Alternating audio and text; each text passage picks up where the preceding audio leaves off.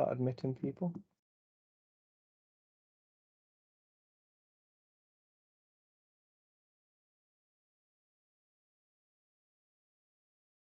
Yeah, it's funny. I let loads of people know this event was happening, and then about an hour ago, I thought, I'm just going to ping out again, just let everyone know. And about 6 people went, "Oh, is that happening?" Like, yeah, I did tell you a week ago. People do forget, mate. People do forget, especially when it's online. I guess if they were coming to, where do you hold your events normally when they're? In Chester, so it's a weird one. So Chester Data Insights, the group started 3-4 years ago, and then pandemic hit, and it went online for a bit, and then kind of just died off. Right. So I took over from the previous guy to get it back up and running. We had 1 or 2 in person. It went really well, but then it just died off again. I don't know if it was. I don't know why it died off again. So I essentially moved to be entirely online. Right. I'd like to get in-person events because there's a different feel for them, isn't there? There is, mate. There is a different. There's a different. As you say, different feel, different atmosphere. Although weirdly, when I went to Data Scotland, I met Gaz, who's from Chester. Well, that's not true. He'd kill me if he said that. He comes to the Chester events. He's not from Chester at all. He's from out towards Anglesey way. I met him in Glasgow. Funny enough. And actually, Gareth Owen. I've just admitted to the thing. Hey, Gaz, I've just been talking about you. I'm assuming people can unmute. Hiya, how you doing? Just saying, it was a strange. I went all the way up to Scotland from Chester and met you. Yeah, we happened to be in the same place at the same time. Yeah, that was quite an interesting bar. That it was good. And so Gethin did this talk there. I don't know if you caught it there. I did, yeah. I did. I didn't catch it because I was in another room, sadly. Yeah, so I'm looking forward to this. I find running the meetups is a bit of a cheat. I get to go to sessions I don't normally get to go to, and because I'm hosting, I get to see it. So it's a cheat to get to all the ones I missed. I did describe you as coming from Chester, Gareth, and then I backtracked and went, no, he's not from Chester. He comes to the Chester events, but he's not from Chester. Yeah, that's right. I've just got in. I was in Knutsford. Yeah. And yeah, just got in, rushed some bolognese, and I'm here. Good. I'm going to give it till 5 past. Getting to that. Have you timed it? Do you run to the hour or do you run? Mate, no. So if we start at 5 past, lets people just filter in. Yeah. We got 10 now, including me and you. We'll be down to about 5 by the end, I reckon. I don't believe that. They'll come in, say, "Oh, it's being recorded. I'll watch this another time." Especially when they come in to see the front screen. Don't use this to gamble. The amount of people that come just to see if they can get like tips on football is. If you are here for that, guys, you may as well go now as well. I want to throw that out there. Not going to help. Well, we're not doing match betting. We're not. No. Although that is a talk for a future event. Well, it's been suggested that I combine some of this with looking at bookies' odds to compare probabilities and things, which I was quite interested in doing, but I've not done that yet. But So have you heard of match betting? No. Is that like the betting exchange things where you can be one or the other?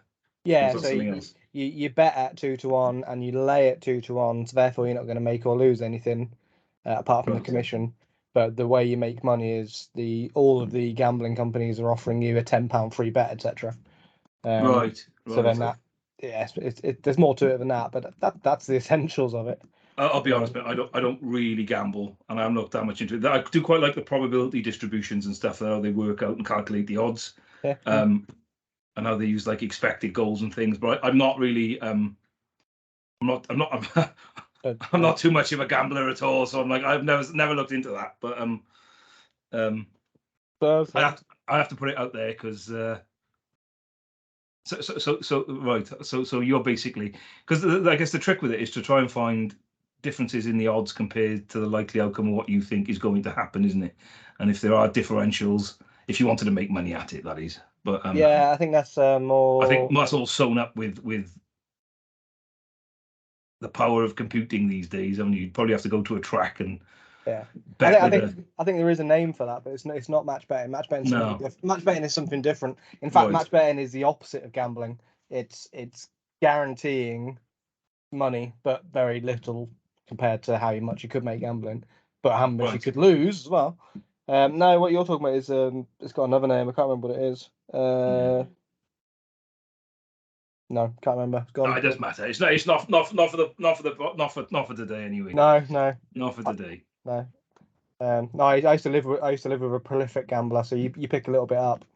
I think that's where my knowledge of gambling come from university, where one of my housemates, he would bet rather a lot. Yeah. Not bet rather a lot. That's wrong. We'd be betting very regularly. Probably wasn't lots of money. It was like 50 pences and stuff. But yeah, he could tell you everything there was to know.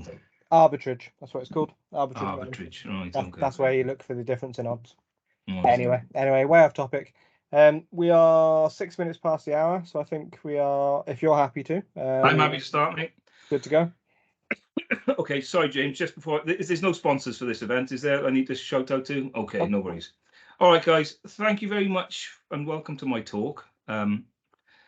Building a killer fantasy football team using Power BI. This is part of a range of football content that I've been writing over the last few, well, probably years now, actually. Over on my blog on gettingellis.com. Now, just a few key things to point out, right? And I have to put this in. James he's well connected in the world. He's probably got connections all over the place. People dialing in from the US, right? And I delivered this. I actually went to Orlando to deliver this talk a few weeks ago as well. This is proper football, right? If you're from the US, you might know it as soccer, right? If you've got no interest in soccer and soccer data and the English Premier League in particular, this is not for you, right? It's not NFL. Now, if you are from the US, there is an NFL alternative. Right? They've got an API where you can get some of their data too. And I know fantasy football is a big deal in the NFL world as well. Right? So the things we're going to look at and talk about here will probably apply to the NFL API. However, I haven't attempted to connect to that yet. Right? And then secondly, what we were just talking about, what we talk about here shouldn't be regarded as betting tips for gambling on football or soccer matches, right? You're going to lose your money. It's not, none of which I'm going to show you is guaranteed, but there's quite a lot of useful information in that data that could maybe influence you to think somebody's going to do a better than somebody else on a given game. All right. It's not meant for that. It's meant to allow you to pick the best players, but I'll come to that later on. Right? We want to show you can use your skills in data analysis and use tools like Power BI to build what will hopefully be a very good fantasy football team and show you how you can use data to make better decisions in general. So, potentially it could be used across the board. I was going to shout out to the sponsors, but there aren't any. So big shout out to James and thank you, James, for having me on this month. It's very very kind of you to invite me on and let me deliver this talk. James, is there will there be feedback links for this, or is there no feedback? I'm sure probably check that earlier on. That's fine. If you want feedback, I will set a form up actually. No, don't do it specifically. Right. The only reason I asked that is because I've got a slide in here I forgot to take out, and I forgot to ask you if we were doing any. So instead of me just missing one, I'm going to put that on. Yep. Feedback is actually quite important to me, and getting it can be quite difficult from people, especially online. But again, this is probably the 5th outing of this talk for me. I got some really good feedback from when I went to Croatia to deliver this. Where somebody came up to me, not actually written it down, said, do you know what would be really good in your presentation if you had a slide actually explaining what fantasy football was? So there's a slide in here where I explain what fantasy football is and how you can make points and stuff on it, right? But if there's a feedback form, fill it in. If not, just reach out to me on LinkedIn. If you've got any suggestions for improvements or things you change to do better, I'm always happy to take that on board. So I'll give you a little bit of information about me. Right, I've been working with the Microsoft Data Platform for about 20 years, and in that time, I've had a lot of different jobs, from report writer, web developer, database administrator, and for the last, what's probably approaching 15 years, which is 15 years next month, I've been running my own consulting and training business, gethinellis.com. And over the last few years, we've partnered with our good friends at Widen, and we offer a range of solutions, all in the data platform space around architecture and design, whether that's high availability and disaster recovery, migrations and upgrades, health checks. We're a learning partner with Microsoft as well, so we can deliver the, well, in theory, the full suite of Microsoft's official curriculum courses. If I'm talking to you about anything other than Power BI data or the Power Platform, you're probably in, or a little bit of Azure as well, then it won't be me delivering it, if that makes sense. But we can offer training in all those spots.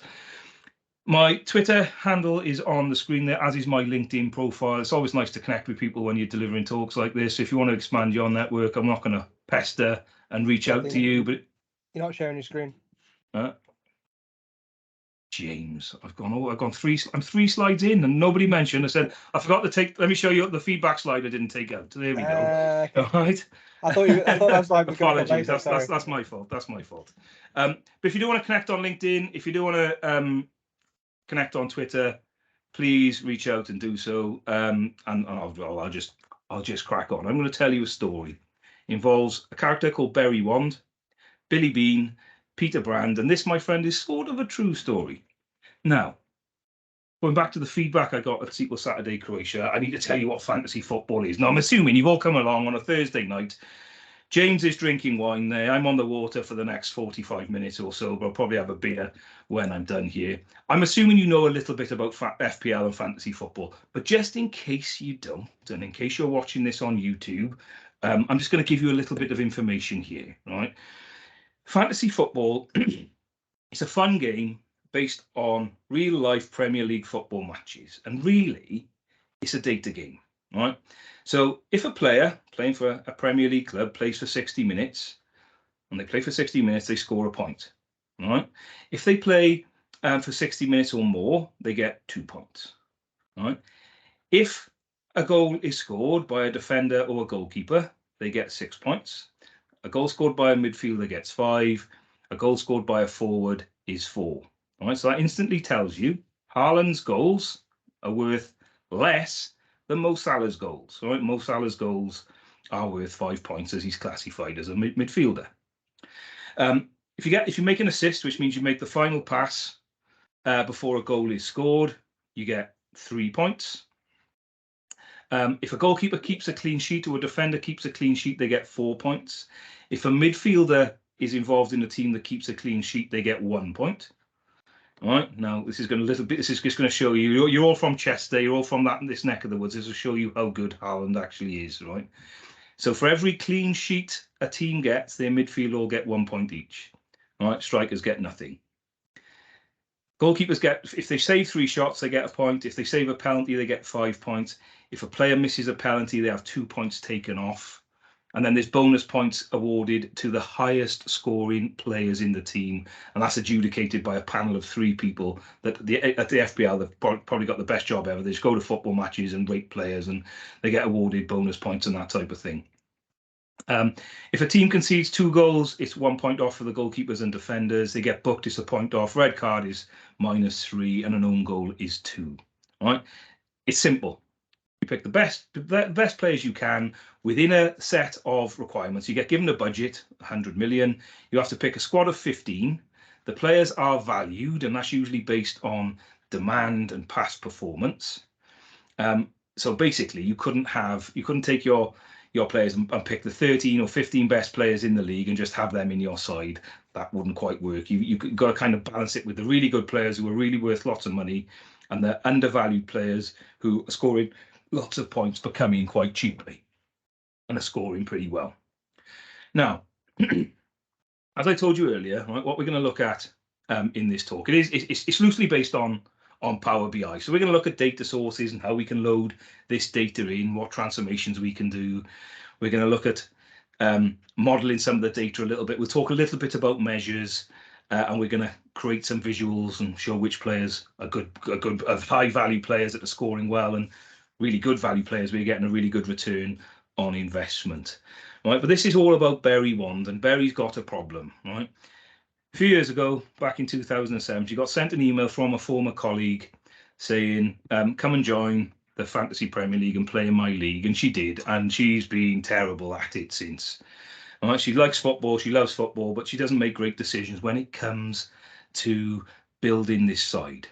All right, when she's entered, and the league she's entered, come the end of the season, she's not in the running for any of the league titles, kind of mediocre, mid-placed. Right, she does okay, but she's always short of points when the awards are being dished out. So we're going to look at how Berry can use the Fantasy Premier League data through its API to build a report, Power BI solution that allows you to identify valuable players from a crowded field.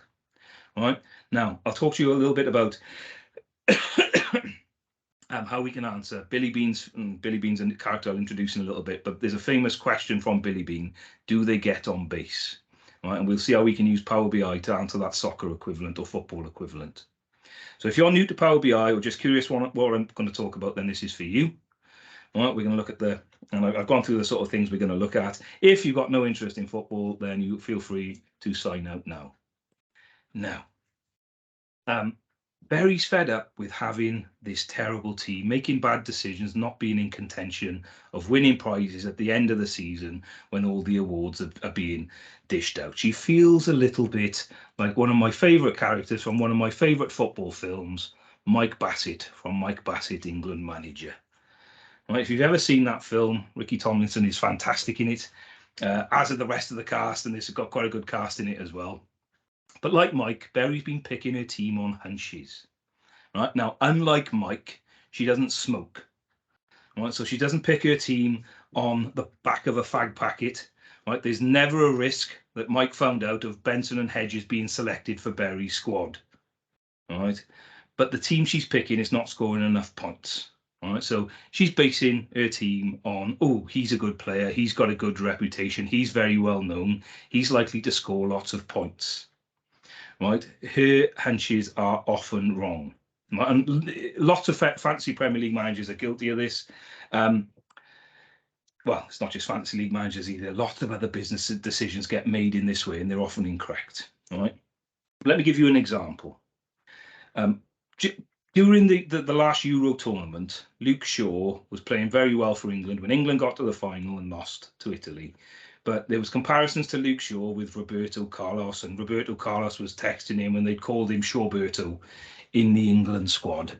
All right, so Berry, listening to the news, listening to the media, thought, oh, Luke Shaw, the new Shawberto, he's going to do fabulous for Manchester United when he started last season.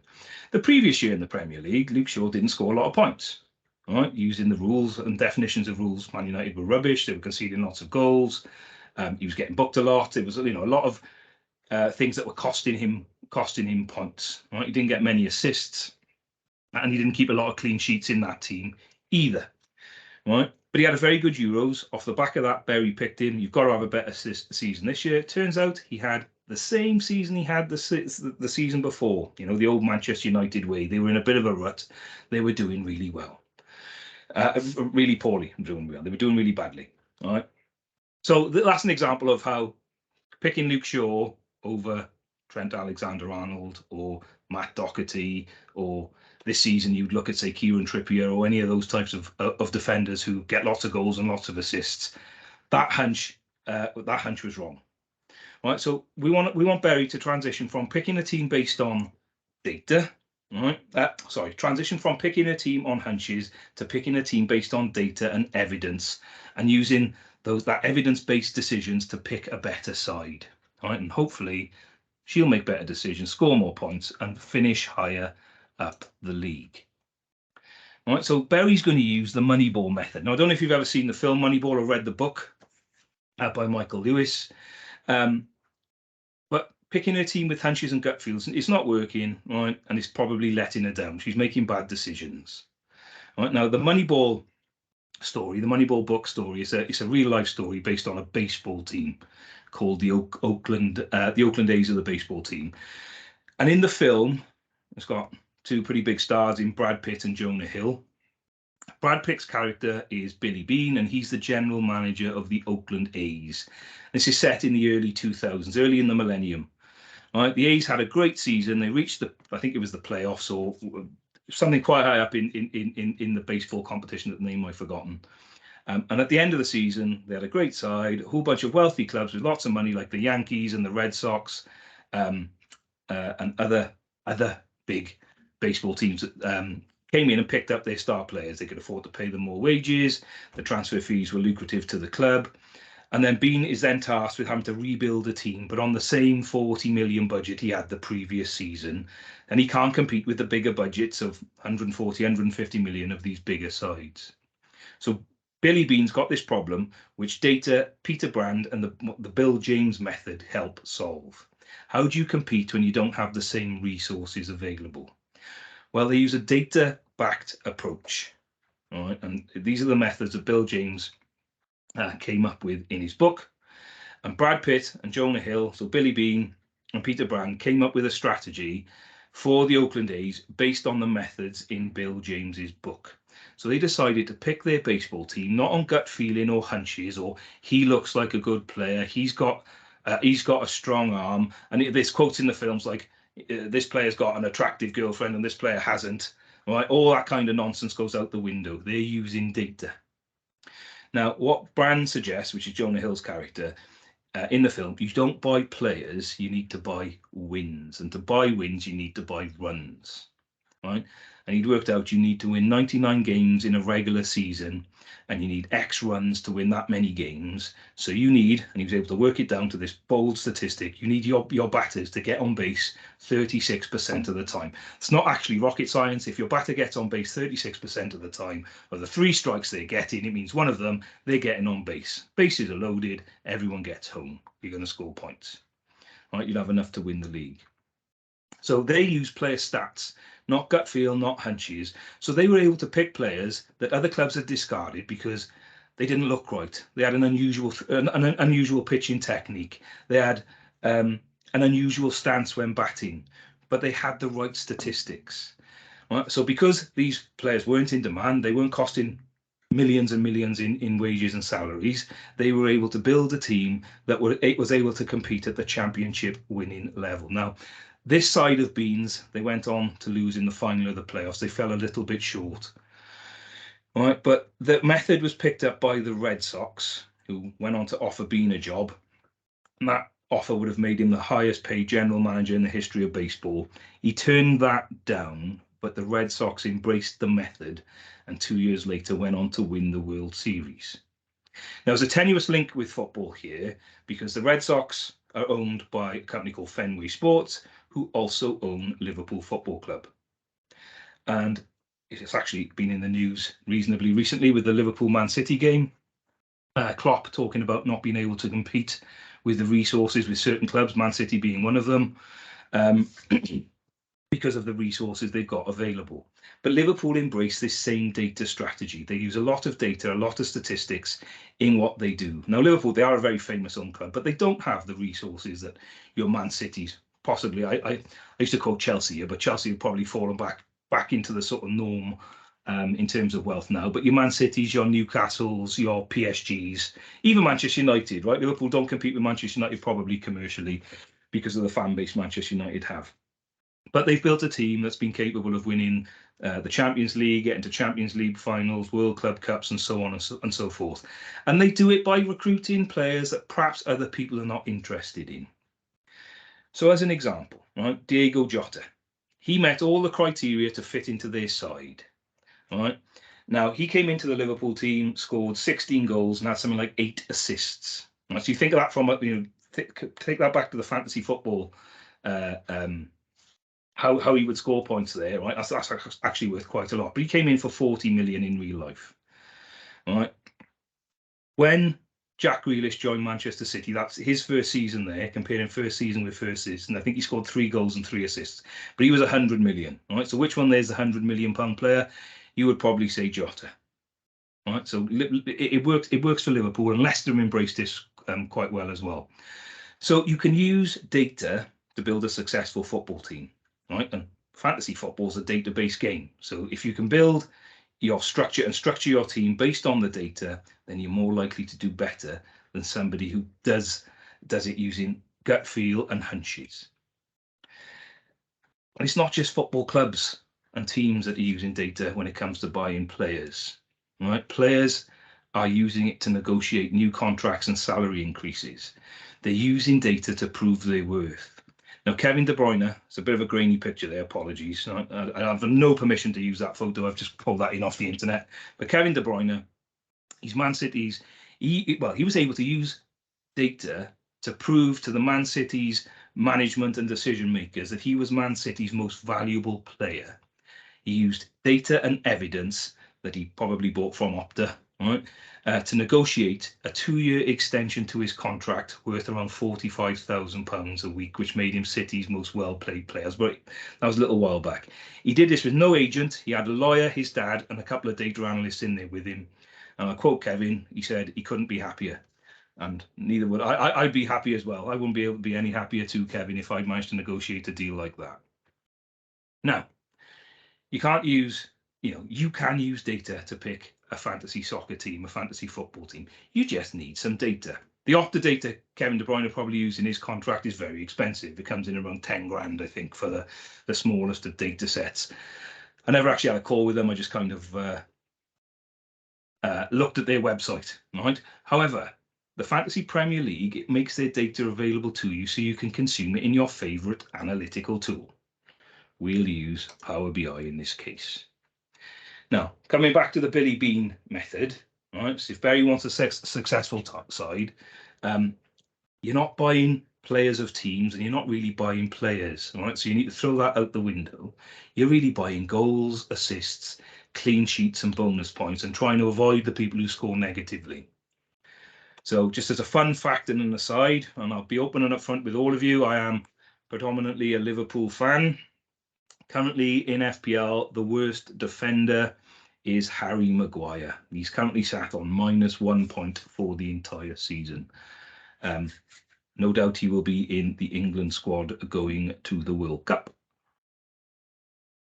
All right, but we need to buy these goals, assists, clean sheets, and bonus points. Now, if you can find a defender who keeps lots of clean sheets, gets lots of assists and goals, then you are laughing, right? So which is why Liverpool's Trent Alexander-Arnold and Andy Robertson have been one of the highest scoring players in the game. Their goals are worth more. Their clean sheets are worth the same as a goalkeeper. Their assists are worth the same. They do very well in the bonus points as a result. All right. But they now, because they've had so much success, they're very highly priced for defenders, right? But they're still possibly worth having, although given their performances this season, perhaps not. Right? We got that £100 million limit, that artificial amount, that made-up amount of money, and we've got to pick our side. We've got to have 4 subs, all right? So you're potentially going to have 4 players every week that aren't scoring any points. Right? But what you can do with that is look for high returning, low value players to pick. So Pereira at Fulham this year has been very good.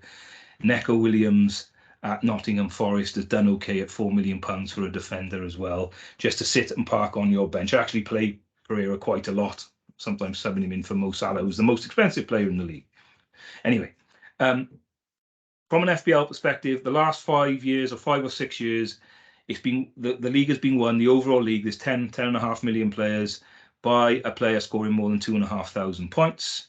To get 2,500 points across a game, it's actually a bit more than that, right? But this is what I've set myself as. I've set Barry as a target. This year. I mean, you score 66 points a week on average.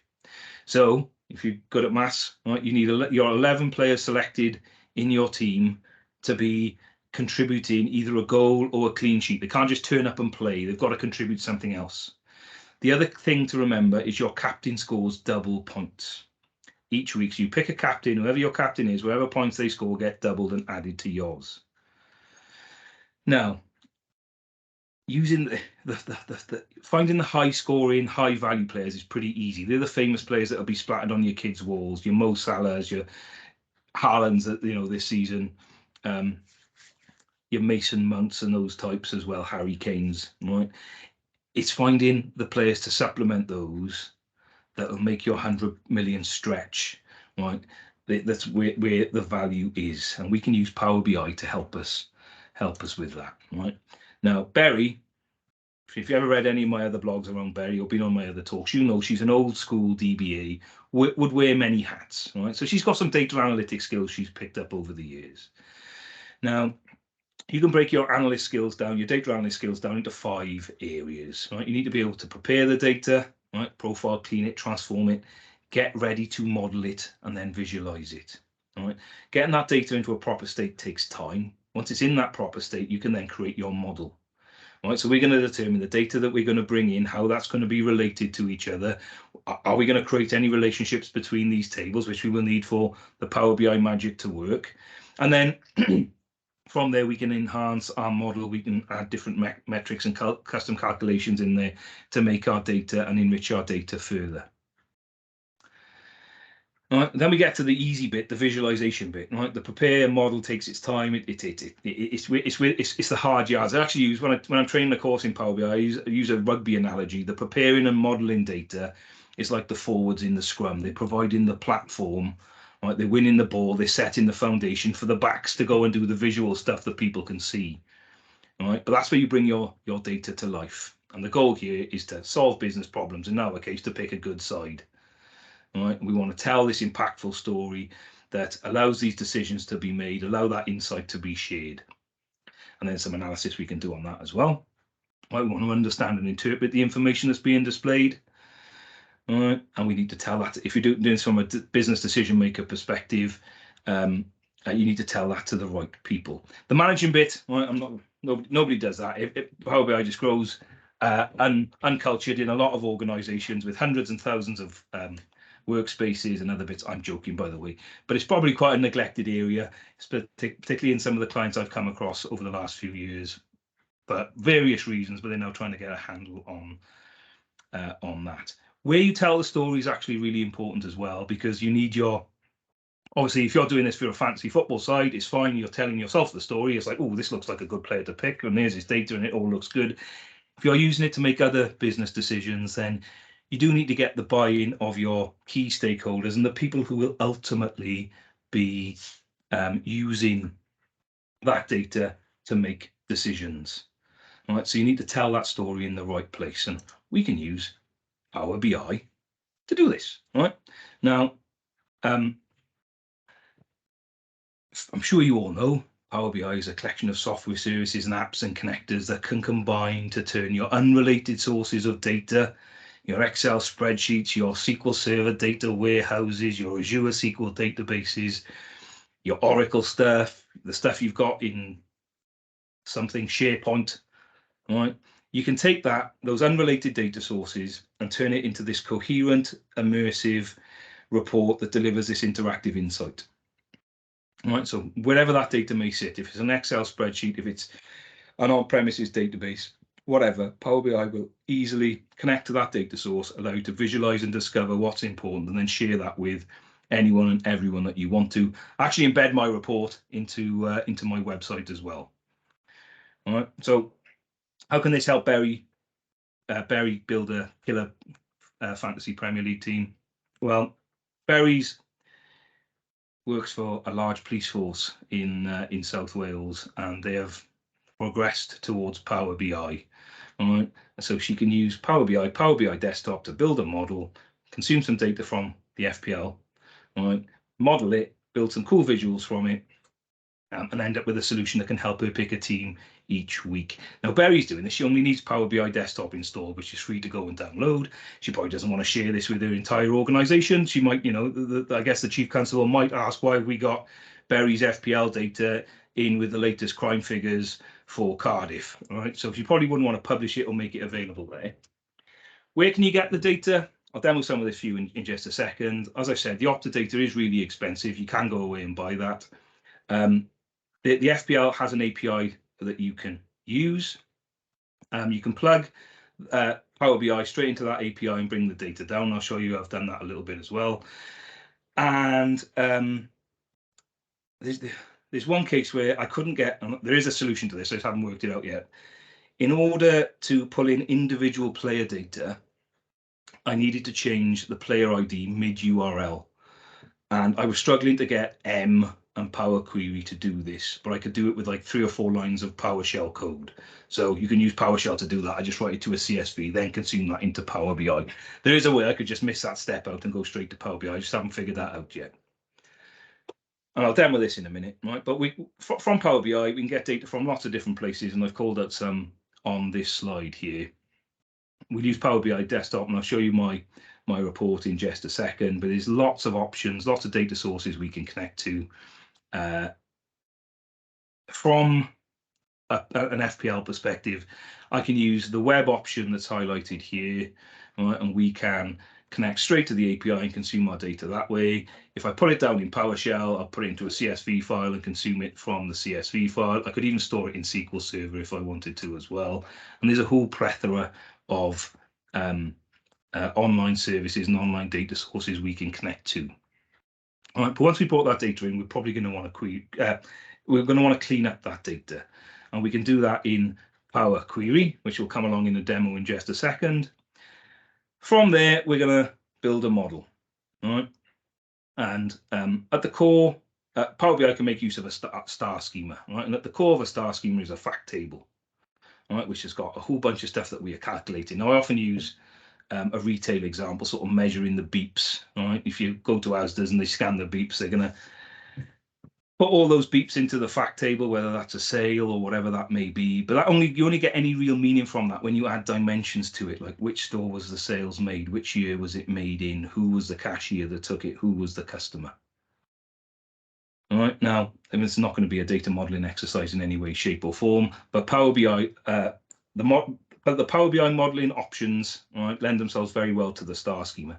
Didn't invent star schema, they've been around for a long time, but a fact table and dimension tables to add meaning to that data can allow you to build a model and keep your model nice and simple and allow you to build a model which you can then use to build your visualizations.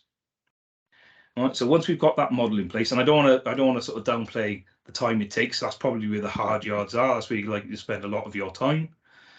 All right, but with a model in place, we can build some visualizations to give us some real insight into our football data.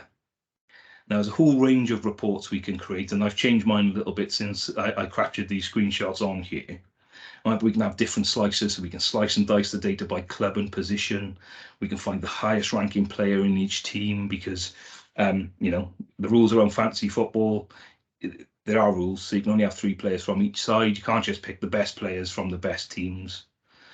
This season, Mo Salah and Kevin De Bruyne started off as the most expensive players. I think that is still true, but Haaland has caught up greatly. So you're going to need some premium players, right? But they cost a lot of money, and they're sort of the points they get to the millions they cost is going to be less. So what we've got on there, and I'll show you this, is a scatter plot that shows sort of costs to points. So you can get, if people are costing less but scoring lots of points, then they can be quite useful for you. So there's various visual tools we can use to find these high value players, and we can use slices to sort of slice and dice our data. Then there's some really cool stuff in here as well. We can analyze that data. This is the key influencers bit. So this is showing us that, what is this showing us? Let me have a look.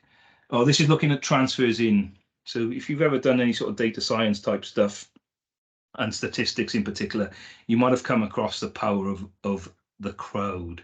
And this is actually can be quite useful when it comes to fantasy football.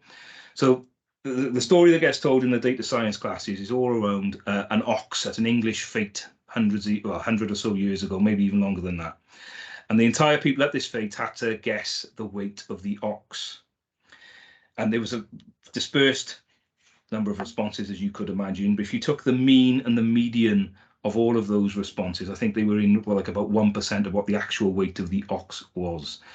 So by looking at the number of transfers in and out of a player, it can indicate as to whether they're likely to be useful or you are not. It gives you a sense of, okay, well, why is this person popular? Why is this person in demand? And you can, you know, just follow the crowd if you want to. There are some other things in there as well. The Fantasy Premier League, they have, through their API, they give an estimated points for a player. Right? It's not the most accurate thing in the world, but it gives quite a good indicator of who they think, based on their algorithm, and they don't make that available, what that algorithm is, as to what they might score in a given game week. So if you've got your team and you need a player, like, for example, Erling Haaland is potentially injured this week, Now, you'd be foolish to transfer him out and bring in somebody else. You're better off just benching him this week, and hopefully he'll be fit for the next game. But if he was long-term injured, you probably want to swap him out, all right? In which case, you could then go and find a forward who's likely to score well in the next game. All right, let me click on one. And then once you're happy with it, you can deploy it so it can be shared. I deploy mine to my website. There's no licensing needed for that. You're not likely to want to make your business critical data available on the internet. Or however, there might be some, if you're a publicly traded company, for example, there might be some data that you're obliged to make publicly available. And you can embed it in your website, and it can update and refresh as you need to. Right. Let's have a look. Let's switch over to a demo. That's enough of me talking. Let me switch on to here. Now, this is this season's team analysis. Now, right at the start, I said to you, please do not use this as gambling advice. All right, and I have to reiterate that now. Please do not use this as gambling advice. What this first report is here, I've got my slicer. All right, oh, let me take it back a bit. Let me show you where the data comes from. So I'm just going to go into transform data, and I put Power Query onto the shared screen here. When it loads up, just bear with it. Now, this is very much a work in progress, and I kind of I didn't rip up last season, but I've kind of started again. All right, so I'm bringing in some fixtures, I'm bringing in some player data. All right, and if I come back here, this is coming from this API here. This is the Bootstrap static endpoint of the Fantasy Premier League API. You can get all these. They're not mine. They are available on the internet. These links. So they're not published on my website, but I've got links where you can go and get them. All right, and then we've got the various applied steps that we've done to convert the API, pick the right element, convert that into a table, expand the records in there to give us the sort of chances of playing. Then we have to do some other things like clean up some columns that we don't need. So there's a few things in here that I don't need or want. All right, so I selected the columns I wanted to keep. I think I created a custom column where I combined first name and last name just so I could have the player's full name, change some data types to make the data types correct. Then I've added a custom column called cost, which is the now cost divided by 10, because it doesn't give you in millions as it comes out of the box. Change some more data types in there, added a custom column, and I may have renamed some columns too. Now it's moaning about here. Preview was cancelled. Doesn't matter, right? It's unimportant for this. Then I've got some club data in here, where it's got the various different club codes. Then I've got the fixture difficulty rating. This is interesting because the FPL will give a difficulty to the team the opposition are playing. And again, that can influence how you go about picking your side. Let me just close that down for a second to make sure this works. So this is the data for the coming game week for each side. All right, so this is various information that's come from the FPL around the home attack strength, the defense strength overall, and this is the estimated points they're expected to score. All right, so I'm just going to switch to this best estimated tab here. All right, you can see there, Alisson of Liverpool, estimated next points for a goalie is 8. Cancelo, estimated points is 7, and so on. Right, so what this slide is doing is tallying up what they're expecting each of these sides to score in their next game, respectively. As you can see there, Bournemouth, they don't look like they're going to do too well, all right? And Spurs are at 67. So you might think, oh, okay, Spurs are likely to win that. And you don't need to use, you're saying, Gethin, you have to tell me Power BI here to say Spurs are going to beat Bournemouth. And you're right? That's probably an obvious one. Now, I would expect, if you were using just sort of how things have played out, for Brentford to beat Wolves, but that's actually coming in as quite close in terms of the total score for each. The difficulty ratings are the same. Southampton and Crystal Palace is likely to be close, right? But could you call that a draw? Would you say Palace are going to win? It's difficult. It was nigh on impossible to tell. Right? 58 points for Newcastle suggests they're going to beat Villa. Fulham and Everton are going to be very close. This is probably due to a Pools win. They're saying Liverpool should hammer Leeds. Well, they said that last week about Nottingham Forest as well. Nottingham Forest won about the same number of points, estimated points last week. Same for Arsenal. Arsenal should beat Forest, and It's actually tipping West Ham to beat Manchester United. Again, that's one I would question. All right, so it's not advice. But if you were looking for a player, you can say, okay, Newcastle are likely to score well. Let me go and look at some Newcastle players. If I need a defender, you might pick Trippier, or Chelsea are likely to score well, or Spurs are likely to score well. Man City are likely to score well, which is fine, right? You don't need to use Power BI to come to this conclusion. But what isn't perhaps always as obvious is, Fulham are going to get 40 points here, so perhaps Mitrovic is a good pick. Or Aston Villa, right? There might be a player in there. Everton and Fulham, you might want an Everton player. You probably don't want an Everton player. You know, being a Liverpool fan, you should never really pick an Everton player. But I have got an Everton player in my team, right? Because it all goes out the window because it doesn't matter. Other things in here, I showed you the best estimated sides. The scatter plot is quite good. So this is looking at cost versus the next estimated points. This player here, I think, is a goalie. Miguel Almiron. No, that's the Newcastle midfielder. He's not a goalie at all. Newcastle midfielder. If you're in need of a midfielder this week, he's tipped to do very well. If you're in need of I don't know Castanieres, I should know any of these positions, but we can filter on them. So if you were looking for a filter, we can drag the filters in here and slice and dice them up. That's probably Haaland, but he's a doubt. Right? But if you've got Son in your side, he's not going to do very well. And at 12 million, you might be better off selling him and looking at, say, Saka of Arsenal or Phil Foden of Manchester United for the money you're paying for Son. So it gives you an idea in there. I come back to the best estimated sides here. I don't think it's that one. Let's go average by mean and position. Shows you the top scorers for each game week, estimated points for this week. So again, you don't need to use Power BI to come up with the fact that Man City and Newcastle and Liverpool and Arsenal might do well. But looking at Leicester and Everton coming in here, these are probably people you could pick up, right, given their total points. And then you could look at the cost of those. The cost would be significantly different. Fixture difficulty rating, you might even pick up, perhaps not Bournemouth this week, but since game week 9, it might have been worthwhile having a Bournemouth player in because they've had easier run of fixtures technically.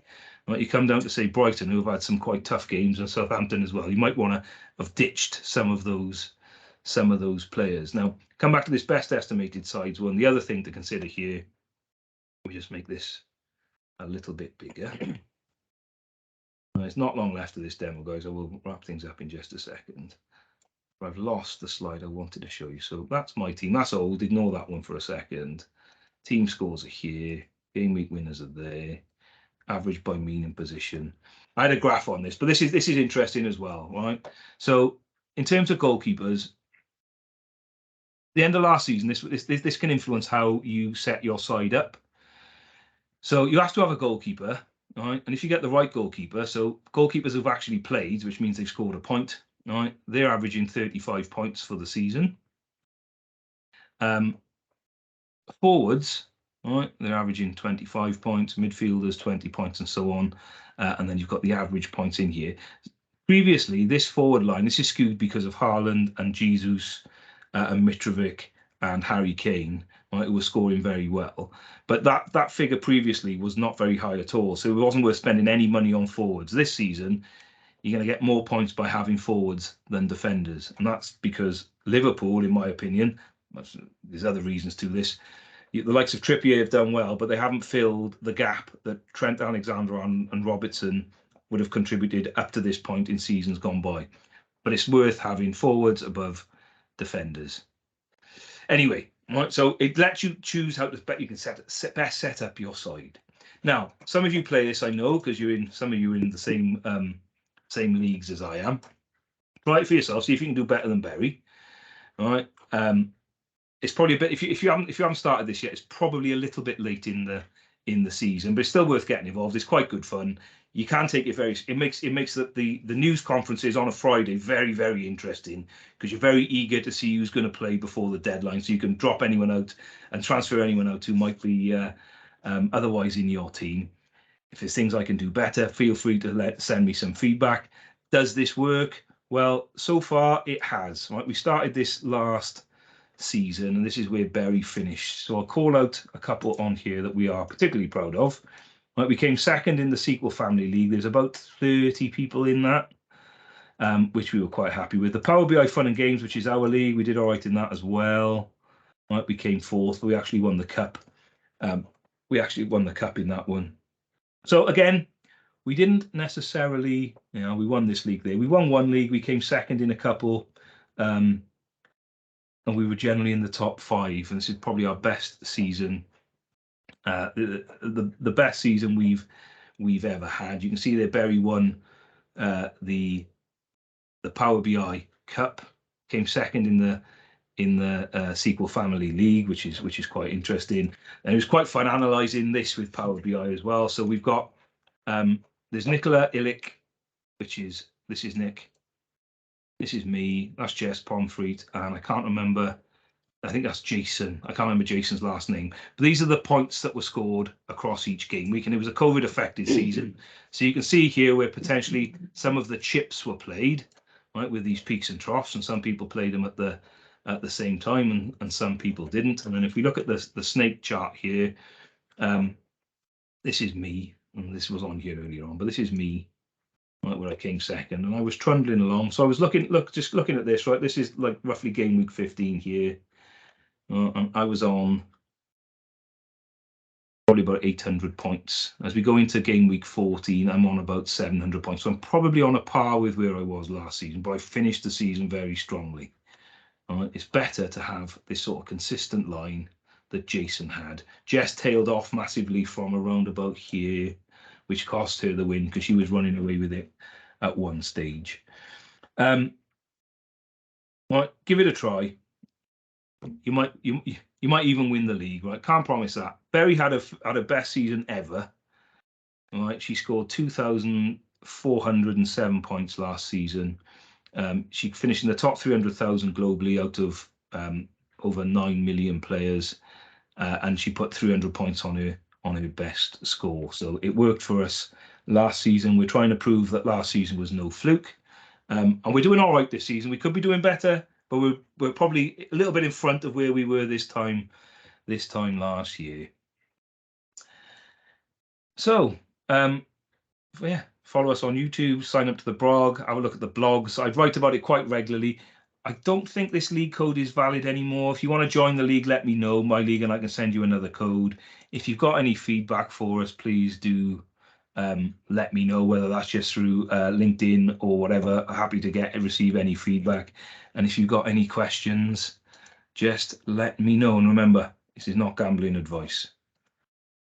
I was wondering if Justin Bird wants to say anything at this moment, because I believe he's above you in the league at the moment, Gethin. Justin is above me in the league, but Justin's one of those gut feel managers, James. He won't last. He won't last. He'll be 15th where he belongs by the end of the season.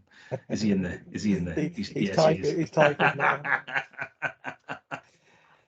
Yeah, I saw him for the avoidance of me upsetting Justin, and he is a Manchester United fan as well. I was quite nice to Manchester United this week. Actually, I wasn't too mean. I am thinking of bringing in a Manchester United fan in here, but let's look at the leagues where we currently stand. Where's Justin? Justin's team is called Waka Waka this year. He's in 10th place. Big red arrow this week. Let's look at Justin's side here. Game week ranked 6 million, made his transfers, loaded up with Manchester United players, which is probably his mistake, because Rashford 3. He's probably a good pick, Rashford, but I wouldn't pick him. I'm only joking. Rashford probably is a good pick. He got his captain's pick right. The reason Bury's lagging behind is she made a tactical decision at the start of the year. She said, right, people who transfer in from the German league generally take longer to get going. And she did that with Haaland for the first 5 game weeks, and that's where it cost her all her points. Now is he still typing, and has he calmed down? He said, just wondering if your model predicted a Forest win last week.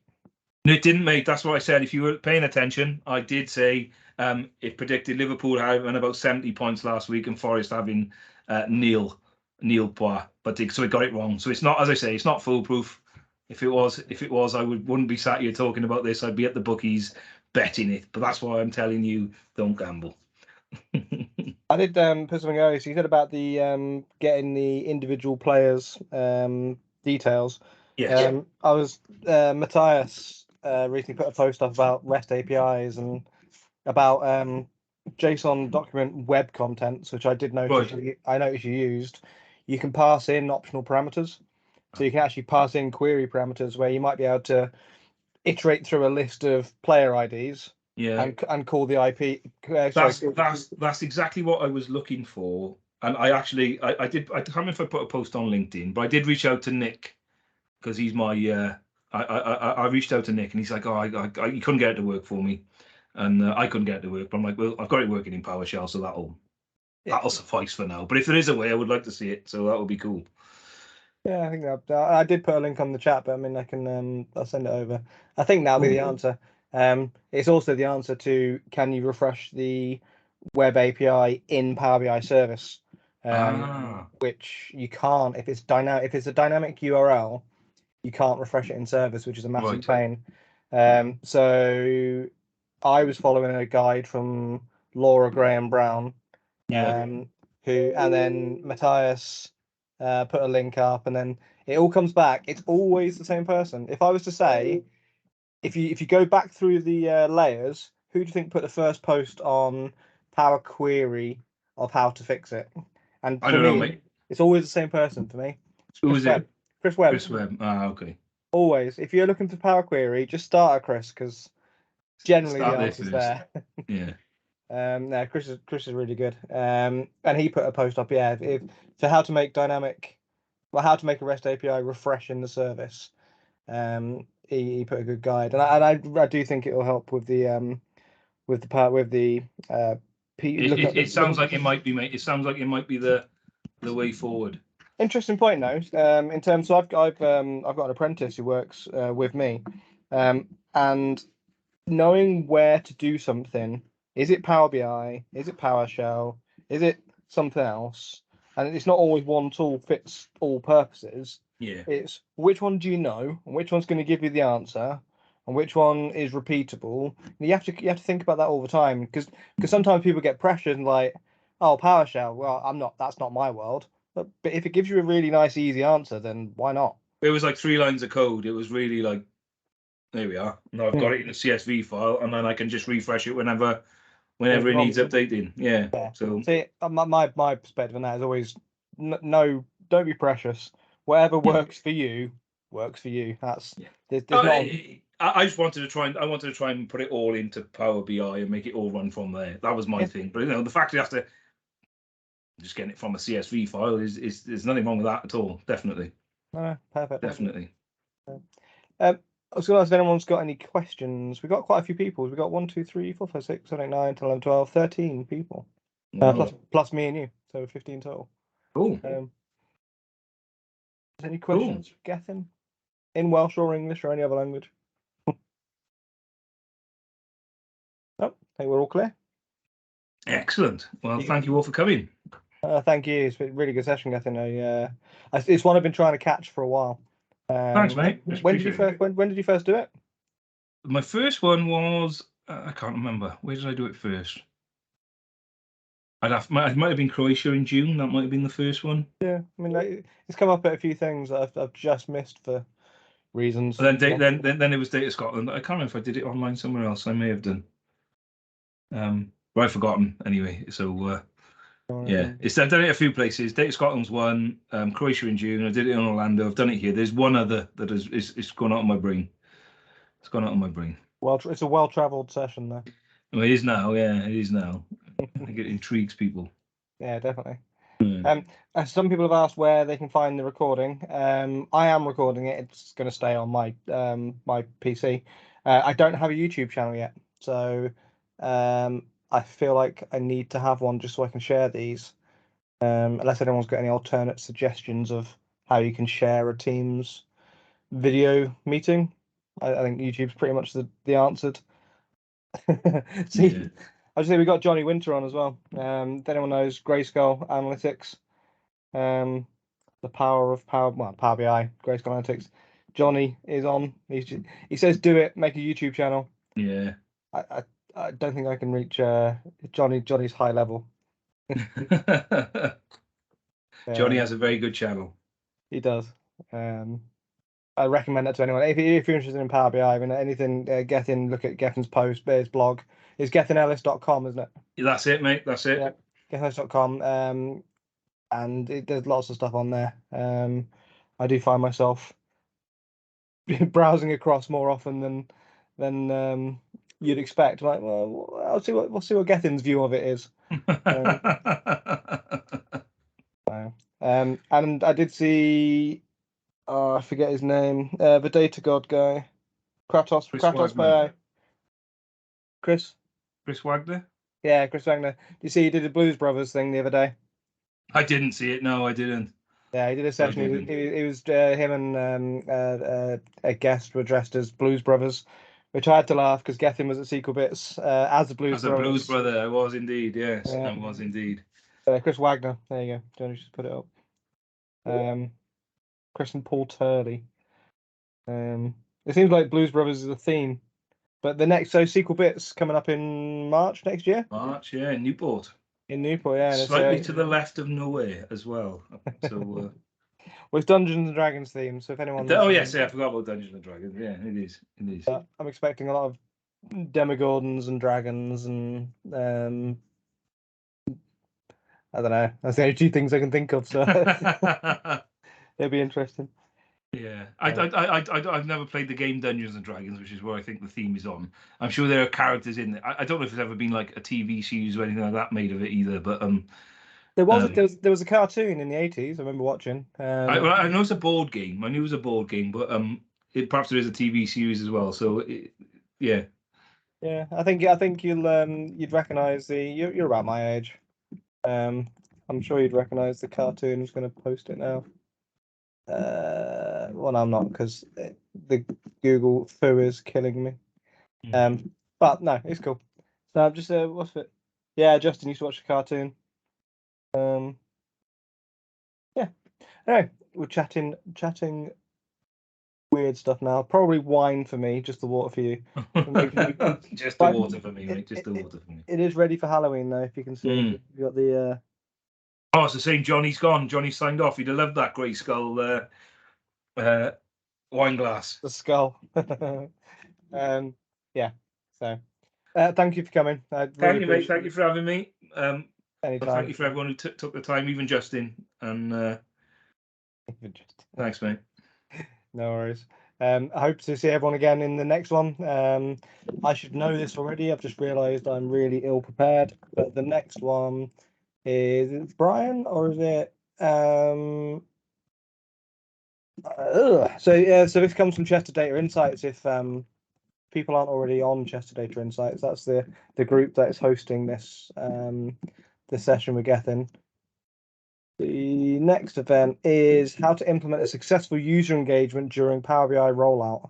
And that's with Asgeir, I'm going to ruin his name now. Gunnison, Asgeir Gunnison, and Rob. So I saw them do the session at Data Scotland. It was really good. Very lots of different points. So if you're putting Power BI into you mentioned Power BI community at the beginning of the session. Yeah. These guys they've done a big implementation across a big pharmaceutical company. And they learned a lot while they were doing it. So that's November 10th. It's always a Thursday, just one of them things. Always a Thursday, November 10th, and then after that we've got. I'm really not going to say his name. Brian. Do you know Brian Bong-Ruloche? No. No, I don't. But that's I might do if I can read his name, but that doesn't sound familiar. No. Yeah, so Brian's going to give us a go on how to save money on your data platform projects. That's November 24th. So please, everyone, come along to the future sessions. Hope to see you there, Gethin. You might see me there, mate. If I come with some wine and sit and enjoy. Yeah, it's a lot easier when you're the other side of the camera, isn't it? So it certainly is. That went really well, mate. Really good. Cool. All right, guys. Well, good. If anyone's got any feedback or things I can do better, just tap me up on LinkedIn and send me a message or something. That'll be appreciated. No worries. Cool. Thanks, Kevin. I'm going to close. All right, guys. Take it easy. Thank you very much for having me. Cheers, James. Bye, everyone. See you later. Thanks a lot. Thanks everyone. Cheers, bye.